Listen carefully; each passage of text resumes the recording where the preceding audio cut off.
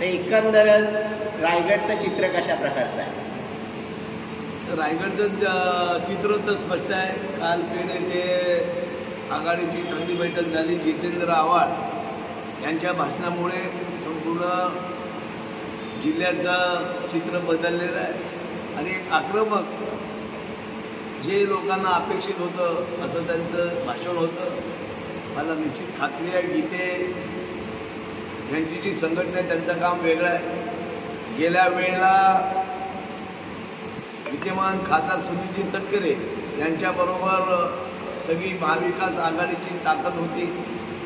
भास्कर जाधव असतील, माणिकराव जगताप असतील, भाई जयंत पाटील असतील, आस्वाद पाटील असतील, धैर्यशील पाटील असतील, पंडित शेठ असेल व सर्व समाज त्यावेळेला तटकरे साहेबांच्या बरोबर होता आणि गीते साहेबांच्या बरोबर गीते साहेब एकटेच होते. विद्यमान मंत्री होते, त्यांची आघाडी होती, त्यांची युती होती, पण तरी पण गीते साहेबांना 4.5 लाख मतं पडली होती.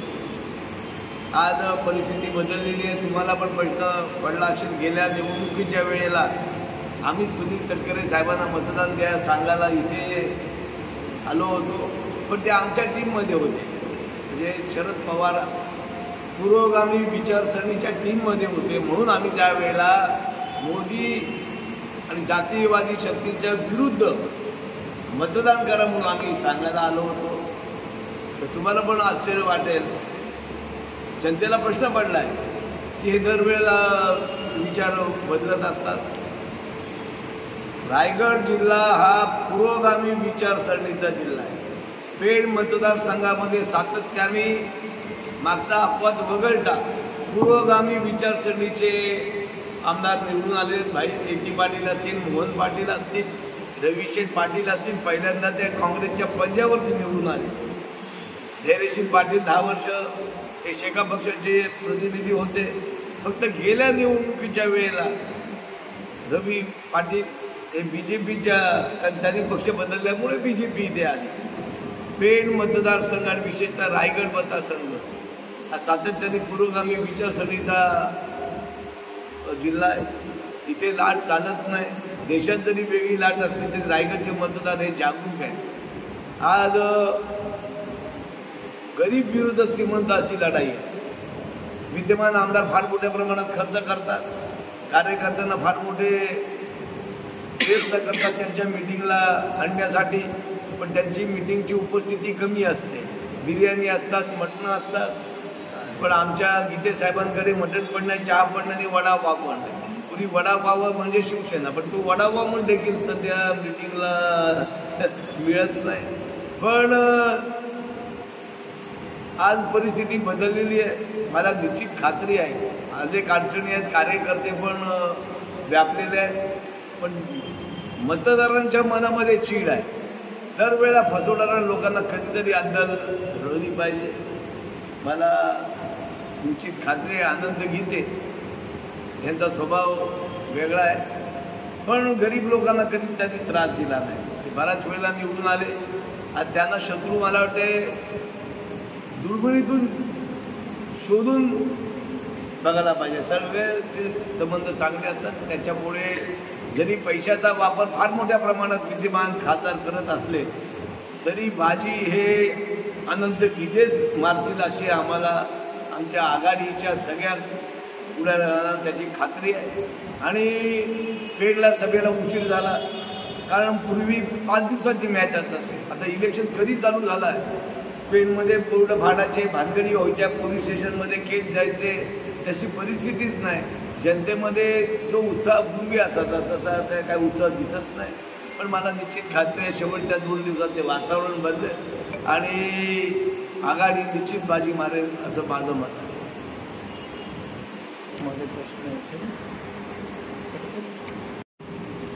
मी ऑलरेडी त्याचे स्टेटमेंट रोह्याला दिलेलं आहे, ते TV ला पण आलेलं आहे. तुम्हाला परत पाहिजे तर परत दे. विचार काही संपत नाही.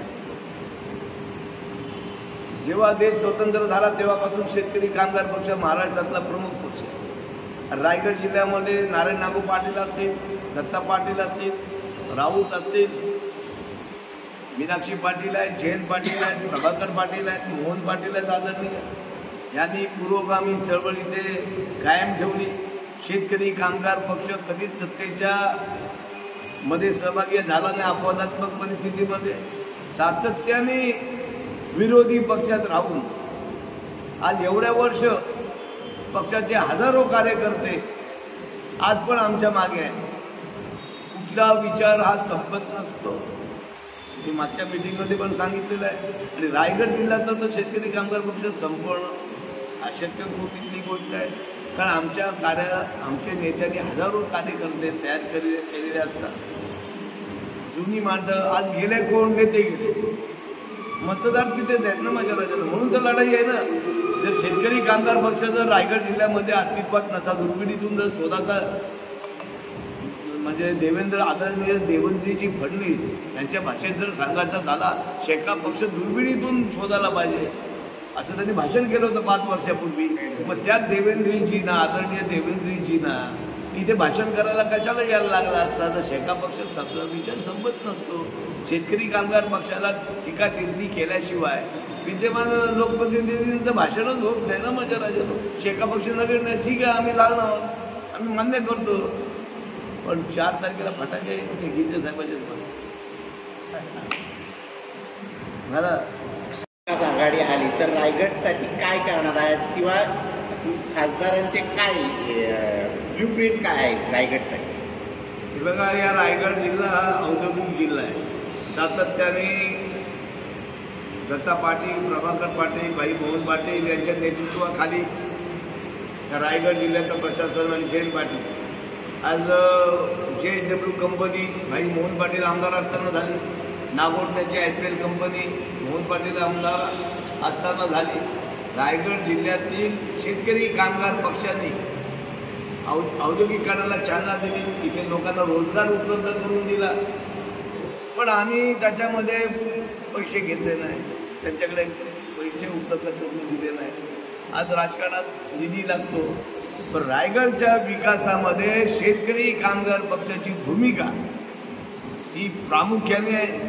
त्यावेळेचे जिल्हा परिषदचे अध्यक्ष भाई प्रभाकर पाटील, त्यावेळेचे आमदार दत्ता पाटील, मोहन पाटील, जयंत पाटील यांनी औद्योगिकरणाला चालना दिली. सगळ्या गोष्टीला पाठिंबा दिला. त्याच्यामुळे आज हे रायगड जिल्ह्याचं जे आज स्वरूप बदललेलं आहे. नाही तर रायगड जिल्हा हे भाताचा कोठार होता. आमचा रोडमॅप आहे. तुम्ही मला प्रश्न विचारला की आदरणीय विद्यमान खासदार सुनील तटकरे यांच्या प्रचाराला पण तुम्ही इथे आला होता. दोन जरूर होतो, मी पुढे होतो.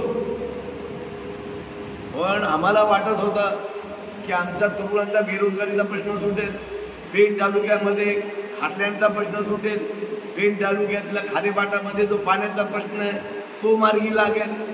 पण निवडणुका 5 वर्ष झाल्या. 20-20 मॅच असते, 20 ओव्हरमध्येच काही रन्स करायचे, 160 का 170.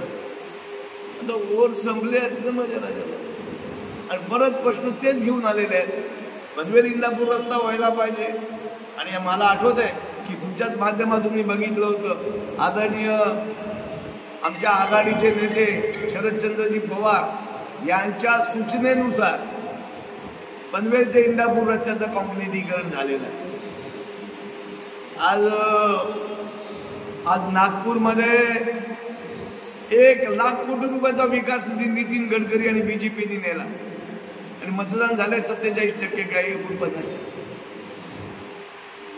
म्हणजे पैसे आपल्या जिल्ह्यातले, औद्योगिकरणाचे पैसे, विकास तिथे, आणि मतदान कमी होत नाही. तर आमचा प्रश्न आहे की विद्यमान खासदारांनी इथे आपले काँग्रेसच्या नेत्या नंदा म्हात्रे यांनी आंदोलन केलं होतं की पाणी यायला पाहिजे. हेटोण्याचं पाणी, हेटोणीचं धरण हे खारेपाटातल्या शेतीसाठी वापरलं होतं. पण ते पाणी मुंबईला नेलं. आज पेणच्या खारेपाटामध्ये आमचे त्यावेळेचे सहकारी दादा पाटील यांनी अलिबाग ते पेण ते मुंबई असा मोर्चा काढला. त्यांनी पेण ते अलिबाग कलेक्टर ऑफिसमध्ये मोर्चा काढला. त्याच्यासाठी सध्या 34 का 38 कोटी रुपये MMIDतून मंजूर झाले. पण पाण्याचा प्रश्न तोच आहे, खारेपाटामधला खार बंदिस्तीचा प्रश्न तोच आहे. पण ह्या प्रश्नामध्ये विद्यमान खासदारांनी कधीही लक्ष टाकलेलं नाही, ही वस्तुस्थिती आहे. तुमच्या प्रचार माध्यमातून खासदार साहेबांचा कोण एक प्रतिनिधी गेला होता, पण मला प्रश्न पडतो की निवडणूक कशाच्या मुद्द्यावरती लढवणार तुम्ही? हा निवडणुकीचा मॅनिफेस्टो काय शेका पक्ष संपला, शिवसेना संपली, हा होऊ शकत नाही. तर तुम्ही खासदार झाल्यानंतर काय करणार आहे? सातत्याने सत्तेत राहणार आहे. तेच लोक सांगतात की नरेंद्र मोदी विकास करणार आहेत म्हणून आम्ही येणार. अरे भाई, एवढ्या वर्ष तुम्ही सत्तेत होतात, आम्ही तर सत्तेत नव्हतो, तरी आमचा दरार आहे. सर्वसामान्य जनतेमध्ये शेतकरी कामगार पक्षाबद्दल बघाचा दृष्टिकोन वेगळा आहे. आज खारेपाट्याचा प्रश्न का नाही सोडवला? आज पेण येथे काही रेल्वे पण थांबत नाही. जे केंद्र सरकारचे जे प्रश्न आहे, तर आम्हाला जर कुठली नेत्रावती काय कुठली थांबायची असेल तर पनवेलला जायला लागते, काही थांबे पण नाही. पण मेन जो प्रश्न आहे तो व्हायला पाहिजे, ह्याच्या मुद्द्यावरती लढाई होतली पाहिजे. आज मागच्या वेळेला जयंत पाटील आम्ही आघाडीच्या मध्ये होतो, रोज बदलत असतात. पण आज निश्चित खात्री आहे की बीजेपीचा मॅनिफेस्टो 400 पार होता. त्यांना अपेक्षित होतं की आमच्या विरुद्ध कोण निवडणूक लढवणार नाही, कोणाचं धारिष्ट होणार नाही, ईडी सीबीआयच्या ह्याच्यामुळे. पण आज रायगड जिल्ह्यामध्ये काटेची टक्कर नाही. तर गीते साहेब हे महाआघाडीचे उमेदवार, त्यांचा चेहरा बघा, शेवटी रिडिंग हे चेहऱ्यावरती असतात. गीते साहेबांचा चेहरा हसरा फुसला आहे. विजय उमेदवाराचा चेहरा कसा असतो तसा गीते साहेबांचा आहे. आणि दुसऱ्याचा काय टीका टिप्पणी करणं होत असे इलेक्शन असतात. पण मला आश्चर्य वाटतंय, मला जेव्हा समज आली तेव्हापासून पेणच्या खारेपाटामध्ये पाणी जात नाही. मी स्वतः अध्यक्ष होतो त्यावेळेला मी याच्यासाठी पैसे उपलब्ध केले की पाणी आज खारेपाटात जाते. माझ्याबरोबर माझे सहकारी बाजूला बसलेले जिल्हा परिषदमध्ये होते, आम्ही प्रयत्न करून केला. पण प्रश्न तेच आहेत. आज बेरोजगारीचा प्रश्नावर कोण बोलत नाही, त्याच्यानंतर शिक्षकांच्या भरतीचा प्रश्नावरती कोण बोलत नाही. आज शेतकऱ्यांच्या नुकसान भरपाईचा प्रश्न, खात्यांचे पैसे येऊन देखील खात्यांचे अधिकारी तिथे उपलब्ध नाही. त्याच्यामुळे आमच्या या पत्रकारांना व्हिडिओ करायला लागतो, रील करायला लागते आणि तिथे जायला लागते. पण हा कधी लपंडाव थांबणार आहे? तर माझा निश्चित अजेंडा आहे, गीते साहेब खासदार झाल्यानंतर, आम्ही त्यांना स्पष्ट सांगितले, खासदार झाल्यानंतर आम्ही आज तुमच्या प्रचारासाठी एवढ्या 43 डिग्रीमध्ये सगळे कार्यकर्ते कुठली पैशाची अपेक्षा न करता हजारो कार्यकर्ते गीते साहेबांना दिल्लीला पाठवण्यासाठी प्रयत्न करत असतात. पण इंजिन आमचा, पण दिल्लीला गेल्यानंतर डबे मागे सोडू नका हे पण त्यांना मी सांगितलेलं आहे. पण मला निश्चित खात्री आहे, गीते साहेब खासदार झाला, सर्वसामान्य माणसांचा जो आवाज दबलेला आहे, तो आवाज सरकारी अधिकारी सत्तेच्या जोरावरती, तुम्ही मला सांगता अरे काय पण इथे पैसे नाही, तर पैसेच नाहीत आमच्याजवळ तर करणार काय?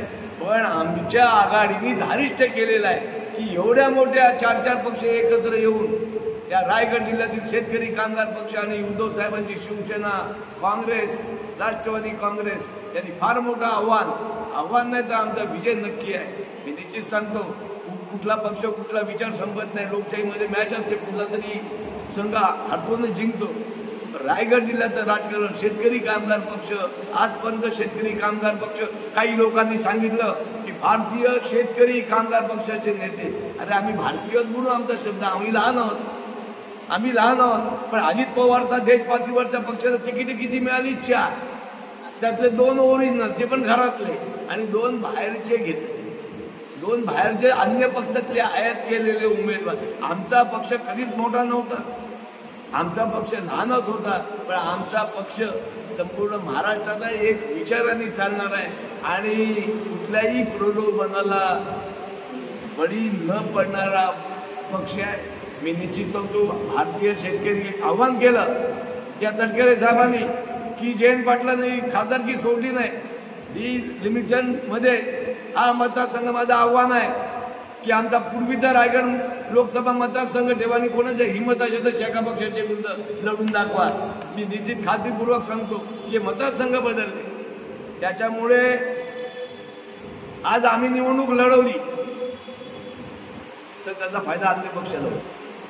आमची मतं ठाम आहे, पण ती होऊ नये म्हणून आज सगळे पक्ष एकत्र, देशाचं वातावरण वेगळं, काय संविधान आहे, उल्का महाजन हे सगळं जनतेचं प्रबोधन करतात की देशाची लोकशाही टिकली पाहिजे. त्याच्यावर काय मी भाष्य करणार नाही, पण आज सगळे विचाराचे, आज गीते साहेबांना पाठिंबा देणाऱ्या पक्षाची संख्या भरपूर आहे. सगळे डावे पक्ष गीते साहेबांच्या बरोबर आहेत. सामाजिक संस्था, उल्का महाजन यांनी कधी तेवढा प्रचार मध्ये भाग घेतला नव्हता, ते थेट मतदारांपर्यंत पोहोचलेले आहेत. अनेक पक्ष एकत्र आलेले आहेत. त्याच्यामुळे शेवटी एक काठी 5 काठ्या एकत्र आल्या ते सगळे जर आले तर निश्चित ताकद होईल. मी निश्चित खात्रीपूर्वक सांगतो की गीते साहेब खासदार झाल्यानंतर जगदीश ठाकूर हे गीते साहेबांचे समर्थक आहेत. ते सगळे साम दाम दंड आणि सगळ्याच प्रकारे आज गीते साहेबांची म्हणजे सगळ्याच आर्थिक पासून त्यांनी बाजू उचललेली आहे. असे कार्यकर्ते निघाले.